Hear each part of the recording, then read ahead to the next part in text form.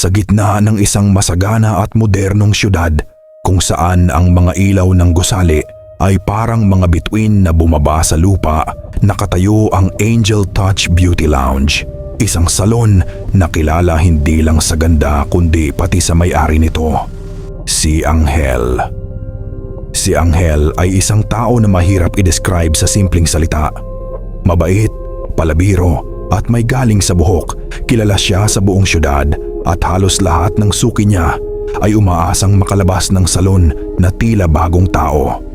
Sa kanyang simpleng ngiti at kumpiyansang postura, pinapasayan niya ang bawat isa. Bakla siya, lantad sa lahat at walang takot sa kung anong opinyon ng iba.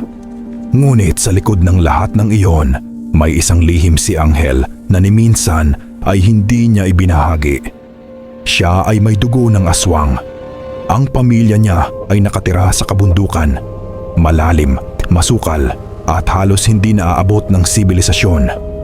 Sa ilalim ng punong balete at kuweba na tila may sariling hininga, naninirahan ang lahi ng mga aswang. May pakpak na parang paniki, kuko na kayang humiwalay ng bato at mga mata na kumikislap ng pula sa dilim. Ang ama ni Angel ang pinuno ng angkan, ang hari ng mga aswang sa hilagang kabundukan. Ngunit pinili ni Angel na iwan ang mundo ng dugo at dilim. Paminsan-minsan, bumababa ang ilan sa kanyang pamilya, hindi para bumisita kundi para humingi ng pera. Walang yakap, walang kamusta, puro obligasyon at pananakot. Ngunit tinitiis iyon ni Angel. Mas mabuti iyon kaysa bumalik sa kanilang mundo. May nobyo si Angel, si Ryan, isang tahimik at matatag na lalaki. Hindi flamboyant, hindi maingay, pero mahal na mahal si Angel. Ang kanilang relasyon ay simple, puno ng tawa at pagmamahalan, kahit sa gitna ng mga kakaibang pangyayari sa buhay ni Angel. Isang gabi, matapos magsara ang salon, nagwawali si Angel habang nakikinig ng pop music. Biglang bumukas ang pinto, hindi gamit ang kamay, kundi tinulak ng hangin.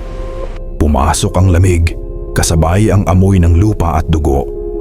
Nandoon si Gilbert, ang pinsan niyang matangkad at payat na may matang parang hindi pa natutulog sa loob ng isang siglo. Ang anino niya ay hindi tugma sa ilaw, parang may sariling galaw. "Patay na ang ama mo," malamig niyang sabi. Tumigil si Angel, dahan-dahang ibinaba ang walis.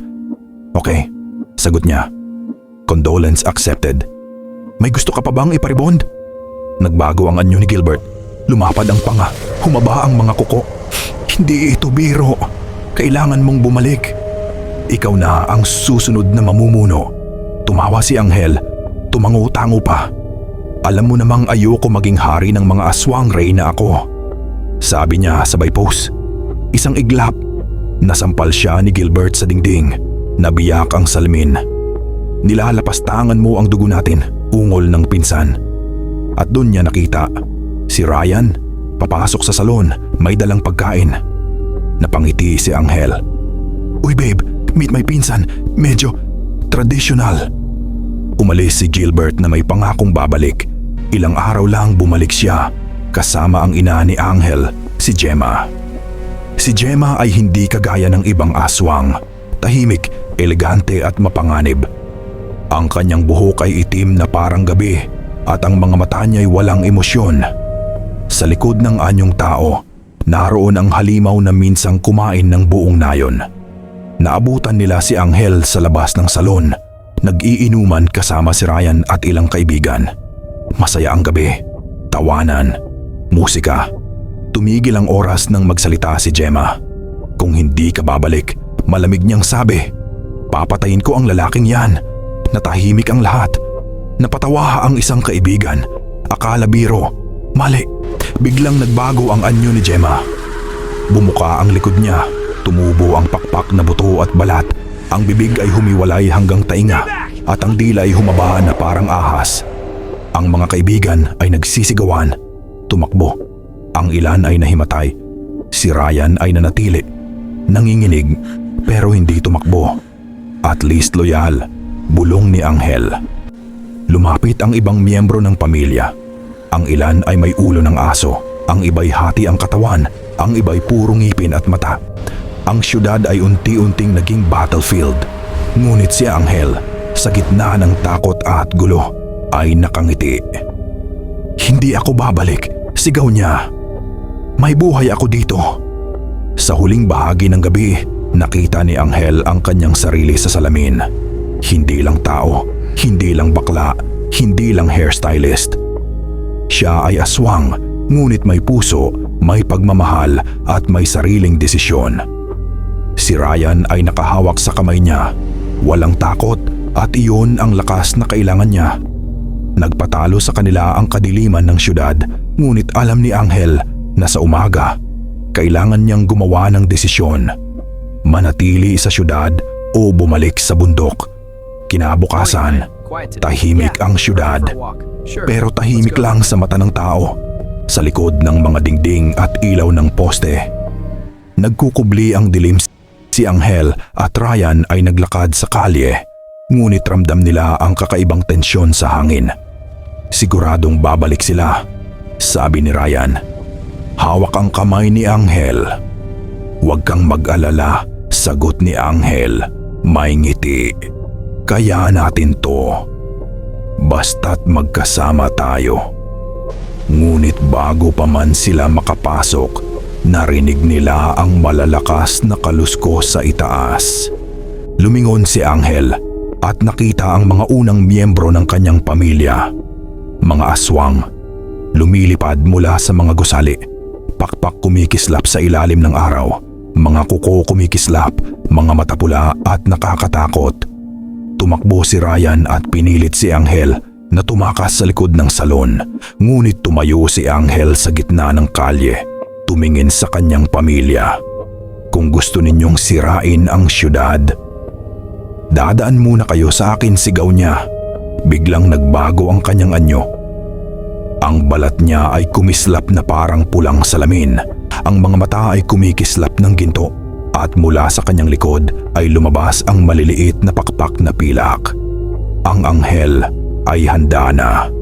Si Gemma, si Gilbert at ang iba pa ay nakatayo sa tapat niya.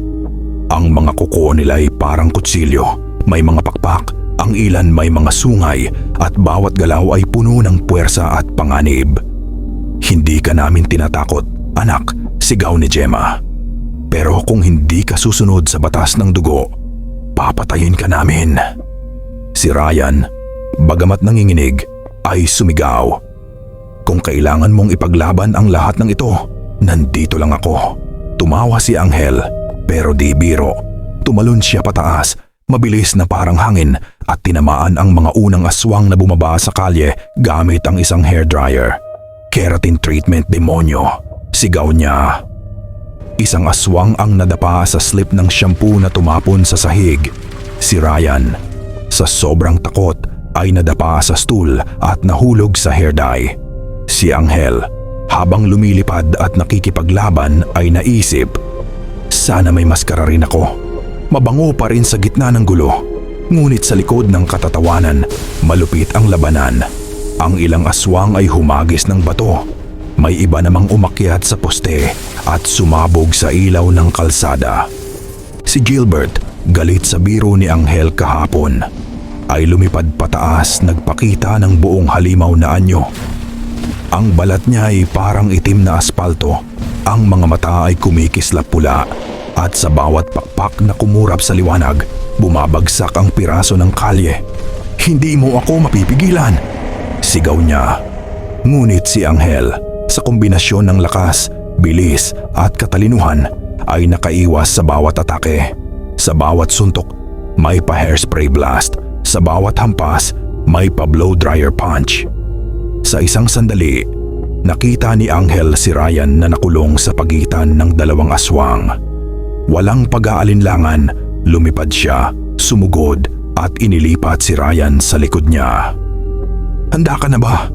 bulong ni Anghel habang hawak ang kamay ni Ryan. "Hindi," sagot ni Ryan, nanginginig. "Good," sabi ni Anghel.